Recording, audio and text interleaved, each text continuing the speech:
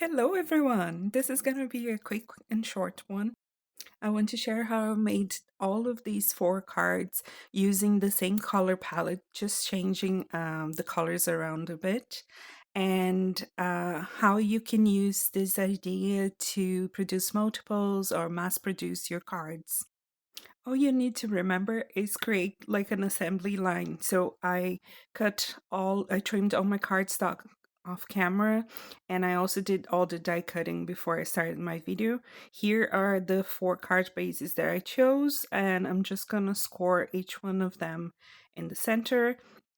You guys already know that I don't own a scoring tool, so I just use my bone folder and I folded very quickly myself. Never had an issue. The panels mostly match the card bases except for the white one that I'm gonna use a gold panel on it. So all of them are folded. These are the 4 colors I'm gonna use, the main colors, and they are gonna be the colors of my background. So for each one of the 3 US A2 size, I use the dotted detail plate, a different one for each one of my colors. So the first one was Simon Says stamp. The next 2 are New. They are all kind of old products, but I love them. And the last one, because it's European A6, it's a bit longer. I had to use the Spellbinders embossing folder 3D because the size wouldn't match otherwise. But just choose whatever you have in your inventory, in your stash, and use what you have. So here's a detail of all of them once they are done. So I'm just doing the same action with all 4 cards at the same time. So first I cut all of them, then I did all my die cutting, and then I did all my folding, and then all the details on the main panels, and now I'm sticking down the panels to the card bases, and then I'm also adding a strip of vellum. I'm going to do the same thing for all the 3 first cards. This one is a bit longer, so I have to trim the excess before I stick the other side. This strip that I'm adding is just from vellum, and you only need the tiniest amount of glue, and you just need to press it down for a few seconds and it should be okay. I am speeding this up and also editing the time that I'm holding it to dry, but it's really like 30 seconds and I just want this video to be as short as possible. So I'm going to do the same thing for all 3. I'll show you a variation on the next one. So this one I'm sticking the strip before I stick down my panel because it's easier to hold because of the detail on the back. Then I just use glue, press it down, hold it for a few seconds, and I move on.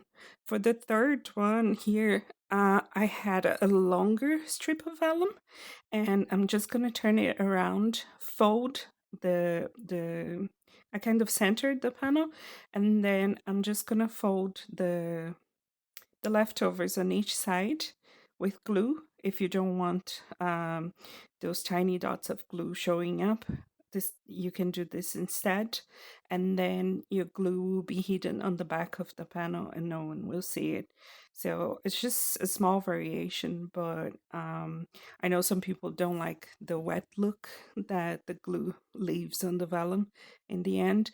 To me, because they were so tiny, they are not they're not really that visible. It doesn't bother me, and some of them ended up being covered with the butterflies and the gems that I'm gonna add later. So I I really don't care much, but this is an option if it bothers you. And for the last one, I had to stick the letters down before measuring it because this one had more letters. They're very long, and it was just the exact space to stick it down diagonally. So I just lined them up on my vellum strip. And I did use foam on the back of all my letters, double-sided foam. And then I'm just gonna add some glue on the back of the letters, which is another option if you don't like the glue showing on your vellum. like through the vellum, and I'm gonna kind of gauge and move it around a little bit until I get it in the exact position that I want. These letters, it's from an older alphabet die set from Pink Fresh Studio. Maybe you have it on your stash. It's a beautiful one. I didn't use the detail that cuts around them because I needed them to be smaller. And then here I'm just trimming down the excess vellum from the back of my card, so I don't trim it too much. And then I'm ready to start decorating all the cards. First, I'm gonna just get the butterflies that I die cut, and I'm gonna take an hour placing them, fiddling with them and moving them around. But once I'm happy, I'm gonna use a dot of glue and stick them down. You just need to hold them down for 1 or 2 seconds. If you don't keep moving them, once the glue dries, they will be great. I just like to fluff up the wings a little bit. And then I'm gonna add the gems as well. And I'm gonna do the same thing to all 4 cards, as you're gonna see me in a minute. And then I'm just gonna show you all the cards finished. I used the same colors for all 4 cards. This one is mainly navy, but the letters are like a light blue. The other colors I used were this very dark teal color, gold, and I used vellum strips on all 4 cards. That kind of brings a hint of white, and then there's also a bit of pearlized white on some of the butterflies. But those are my main 5 colors.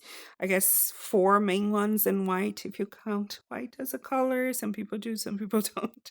So it would be navy, dark teal, light blue, and gold. Those are the main 4, and a little in hints of white here and there. And then there's a bit of iridescent on the gems as well. All of them have the same. This one, the letters are gold, the background is teal. The next one, the background is that light blue. The letters are the navy, but they are all the same shades that I use for all of them. And for the last one, the background is gold and the letters are the dark teal. I hope you guys like this idea. Please subscribe to my channel if you enjoyed these cards, and happy crafting. See you on the next one. Bye!